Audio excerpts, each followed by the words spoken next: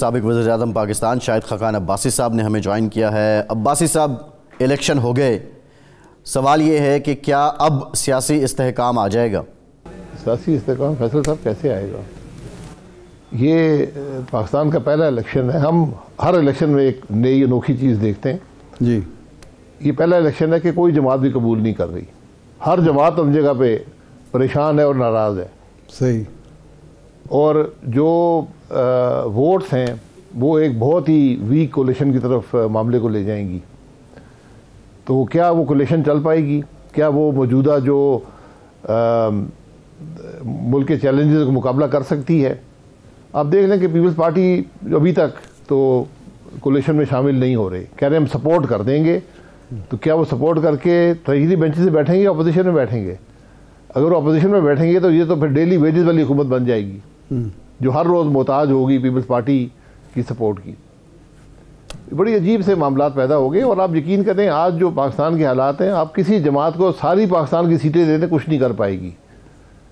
आज सिर्फ एक ही रास्ता है कि ये जैसे भी इलेक्शन हुए, लूले लगड़े इस पर जो सवालात हैं उनको दूर करें, और जो लोग असेंबली के अंदर हैं बैठ कर एक नेशनल या जो भी उसको कहते हैं कोलिशन गवर्नमेंट बना लें और उसको एक एजेंडा तैयार करें और उस पर इम्प्लीमेंट करें।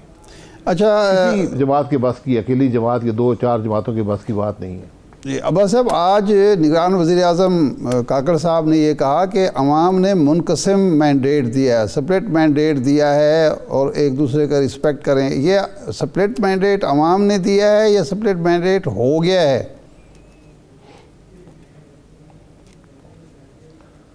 सर, ये फॉर्म 47 ने दिया है स्प्लिट मैंडेट। अच्छा, ये सारा कसूर जो है फॉर्म 47 का है। अच्छा, इसका मतलब है अगर आप फॉर्म 47, 45 से पहले बना लेंगे तो फिर मसला पैदा होता है। अच्छा अब्बास साहब, आप के पहले आपके सामने कमिश्नर पिंडी ने कहा है जी, जो कमिश्नर पिंडी ने कहा है, एक आदमी इतने बड़े अफसर ने इकबाल जुर्म कर लिया है, उसको आप प्रोसिक्यूट तो करें जी, उसको सजा तो दें। सही। हम उसे आज पूछने के काबिल नहीं है। ऐसी बातें इलेक्शन को मज़ीद शक व शुबे से गुजारती हैं। अब अब्बास साहब, राना सनाउल्लाह साहब कहते हैं कि वो मेरा पुराना दोस्त है, उसका ज़हनी तवाज़ुन ठीक नहीं है। एक और ने फरमाया कि राजा रियाज साहब ने कि उसने तो 25 करोड़ रुपए लेके ये बयान दिया है, तो उसके बयान की क्या अहमियत रह जाती है? सर बिल्कुल पता करें ना। देखिए, वो तो आज उसको आपने प्रोसिक्यूट भी नहीं करना, उसने इकबाल जुर्म कर लिया, आपने सिर्फ सजा देनी है उसको। ठीक। ये तो आपकी ज़्यादा जिम्मेवारी बन गई ना। अगर 25 करोड़ लिया है या वो अचानक रात को पागल हो गया है। यहाँ पर 2 साल वो मौजूद थे पिंडी में, मैंने तो उनको पागल होते नहीं देखा, लेकिन हो सकता है आखिरी दिन हो गए हों। लेकिन जो भी है उनको सजा दें। सही। तुमने, वो कह रहा है मैंने 13 सीटें पिंडी डिवीजन की, कौमी की और सूबाई सीटें मैंने सारी उनके रिजल्ट बदले, उससे आपको पूछने वाला नहीं है मुल्क में। अच्छा, अब कमेटी तो एक बन गई है जो आला सतही वो इंक्वायरी कर रही है उनसे, और अब देखते हैं कि उसका क्या नतीजा निकलता है। लेकिन अब सर, ये कमेटी का, ये इंक्वायरी का काम नहीं है जी, ये इंक्वायरी का काम नहीं है फैसल साहब। ये एक आदमी कह रहा है मैंने आइन तोड़ा है, मैंने अवाम का मैंडेट चोरी किया है, उसको आप सजा नहीं देंगे? मान रहा है, आपको कोई इल्ज़ाम लगाने की ज़रूरत नहीं है। वो मान रहा है, आप उसको अदालत में खड़ा करें और सजा दें। सही है। अच्छा, आपने इलेक्शन से पहले ही यही कहा कि जी इलेक्शन की वजह से इस्तेहकाम नहीं आएगा, और आपने ख़ुद इसीलिए इलेक्शन में हिस्सा नहीं लिया कि जी मामलात ख़राब होंगे। तो आप इसी तरह के मामलात को फोर्सी कर रहे थे, इस बुनियाद पर आप इलेक्शन से अलग रहे? आप समझते थे कि वाकई मामलात ख़राब किए जा रहे हैं या ख़राब हो जाएंगे? देखिए, मैं अमजद नजूमी नहीं हूँ, लेकिन जो हालात हैं वो सारे नज़र आ रहे थे कि कहाँ पर हम जा रहे हैं जी। जिस किस्म की सियासत हो रही थी, जिस तरह इलेक्शन का माहौल बना हुआ था, जो कुछ हो रहा था, ये सारा हर शख्स को नज़र आता था। लेकिन जो कुछ हुआ है ये कम से कम मेरी सोच से बहुत ज़्यादा हुआ है। मुझे नहीं तवक्को थी कि इस किस्म के इलेक्शन होंगे, ऐसे रिजल्ट आएंगे और ऐसे इलेक्शन होंगे जो कोई जमात कबूल नहीं करेगी, या जमूत करने के काबिल, या उनको कबूल करने के काबिल नहीं होगी। सही है। तो बहुत ही आज अजीब किस्म के हालात से पाकिस्तान हमकनार हो गया, और आज कोई जमात हुकूमत बनाना भी नहीं चाहती और ना उनसे बनेगी। अच्छा अब्बास साहब, जब मियाँ नवाज शरीफ साहब आ रहे थे तो तवक्को ये थी कि वो एक तजर्बा है उनके पास सियासत का भी, हुक्मरानी का भी, वो आएंगे, एक हलचल पैदा होगी, मुस्लिम लीग नून विक्ट्री स्टैंड पर खड़ी होगी।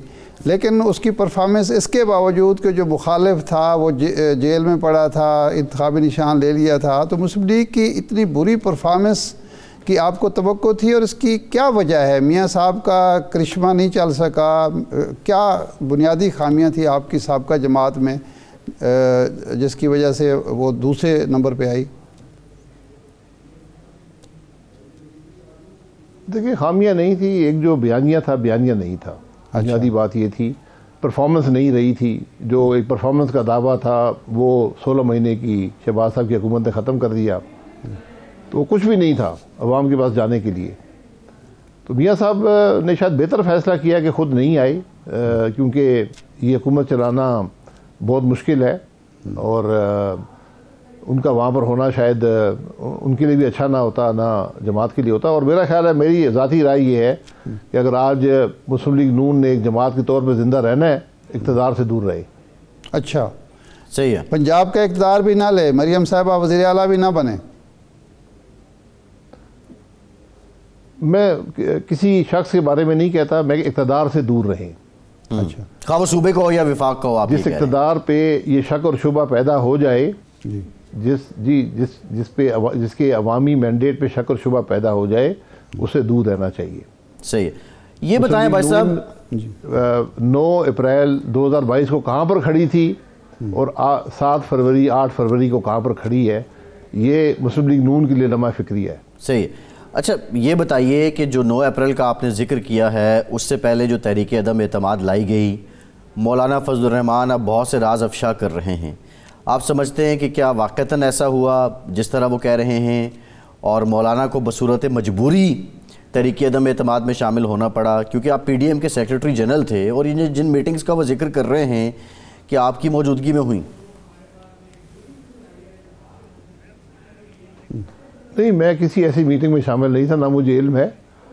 मैं सिर्फ गुजारिश करूँगा कि जो 10 अप्रैल को हुकूमत बनी थी, अदम एतमाद हुआ था, वो एक आइनी हक था, और ये भी उसके बाद इमरान खान साहब, जनरल बाजवा साहब दोनों कह चुके हैं कि जो इमरान खान साहब ने एतमाद का वोट लिया था, वो नंबर उन्होंने पूरे करके दिए थे। यानी इमरान खान, ये तयशुदा बात है कि इमरान खान साहब के पास इक़्तिदार में रहने के लिए अक्सरियत नहीं थी।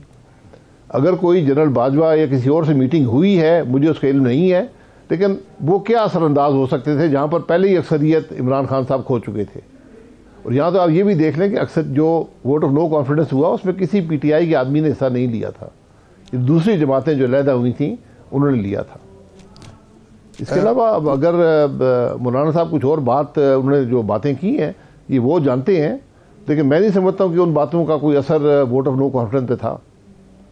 नहीं अब्बास साहब, आप भी इससे पहले, आदमी एतमाद से पहले ये कहते थे, जब मुतालबा होता था जरदारी साहब की तरफ से, तो आप कहते कि जी आदमी एतमाद लाने का कोई फ़ायदा नहीं है, उनकी आशीर्वाद के बग़ैर जब तक वो पीछे नहीं हटेंगे नहीं लाई जा सकती। तो उससे तो मौलाना के मौक़िफ़ की तायद होती है कि वो पीछे हटे या आपके साथ हुए, तो तभी आदमी एतमाद की तहरीक आई। जी देखिए, मैं हमेशा ही कहा है मैंने कि अदम एतमाद का जो वोट है हमारे मुल्क में, वो इस्टेब्लिशिंग वगैरह करना मुश्किल होता है या नामुमकिन समझें।